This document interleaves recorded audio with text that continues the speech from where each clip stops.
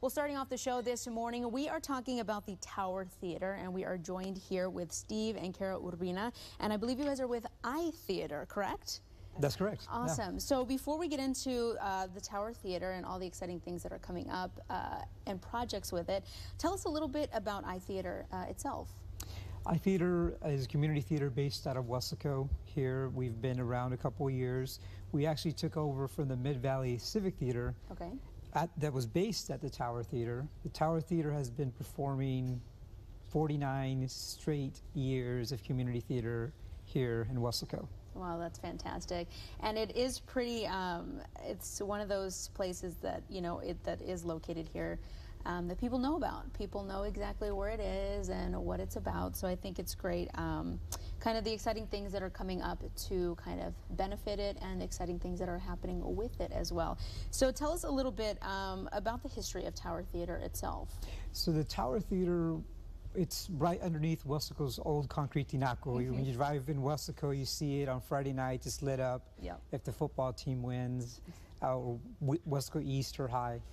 And it's a very unique story because it was actually built in 1928. Okay. It was Weslaco's first water storage tank. Just think about a ground, round concrete tank. Right. And that served Weslaco for 10 years, and then the town was growing and they decided to build a tinaco, which is right behind it. And that was completed in 1941.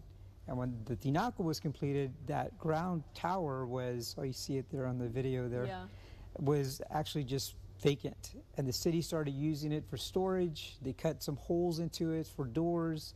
And it sat there for till 1968 or 69.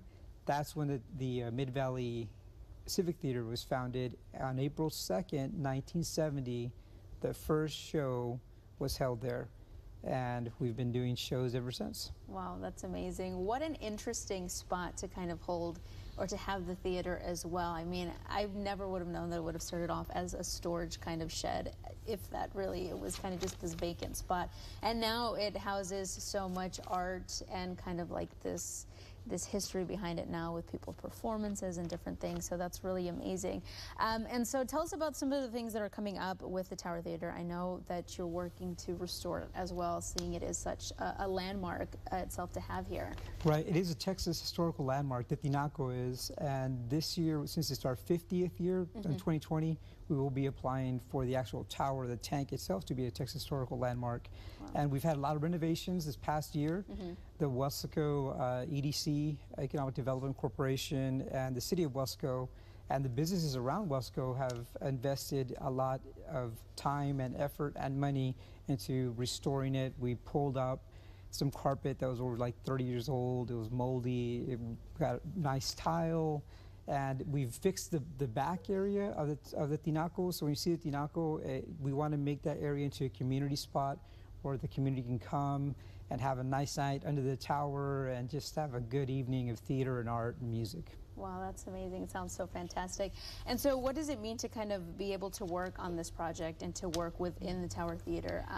It seems just so special and definitely something that you will remember forever, really. Well, it means a lot to us because we actually grew up at the Tower Theater. Really? So Steve and I both, in high school, we'd spend our summers there with the founders, Risa and Shirley. And so we actually, I remember the old carpet that was there when we were there performing. And so our mission is to make theater accessible to everyone. Of course. And so that's why we do what we do. People ask us all the time, why do you volunteer to do this? We spend so much time there, but that's our purpose, is because we feel that the Valley needs to grow in the arts. And this is one way to grow the Valley and to impact the community. Definitely. And so what have you seen since, you know, you've been participating for so many years at that point, since it's been a part of youth growing up, really? What have you seen throughout the years as far as the people coming through the doors, whether they're performers or they're actors or they're just spectators coming to enjoy a show? So we believe that we're not trying to make professional actors. Anyone from the age of 6 through 68, we've had people perform there. We just believe that it's a part of the community to do something for the community. When you see live theater, it's different. Yeah. You know, you go to the movies, we put on 3D glasses because we want to be there. Theater's so different because it's live and it's right there, and it's an actual special moment that you get to feel. And also, I think that for young people, which we have a summer youth camp coming up, I don't think we want to make actors. I think like what you do and like what we do at work, because we have regular jobs, being able to communicate, being confident to stand up and say something, that's a life skill. And we believe that that's important at any age. Definitely. And I think it's so important what you mentioned is that, you know, these performances that you hold on different nights, you know, whether it's multiple nights, I've heard that everyone is so unique in its own. There will never be another one repeated, whether it's maybe the same show 3 nights, every night will be different. You'll get a different, you'll feel something different, you'll see something different. And I think it's so important that that's so unique that you get to be sitting there in like a moment that's specifically to you and the performers on stage.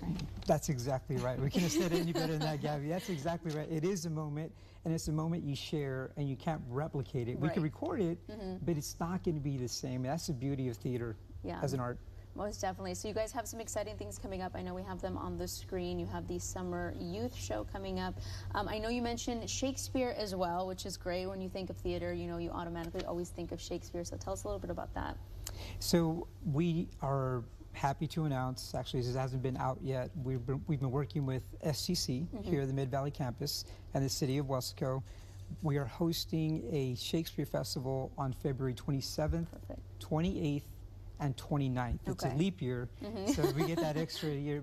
And we want to make it a big festival, something that maybe the Valley hasn't seen yet, and we just want to make that accessible to the community and just bring something different to the Rio Grande Valley. Of course, most definitely. And so if people want some more information on those upcoming events, how can they get in contact with you all, or is there a website they can go into, or just to get some more information?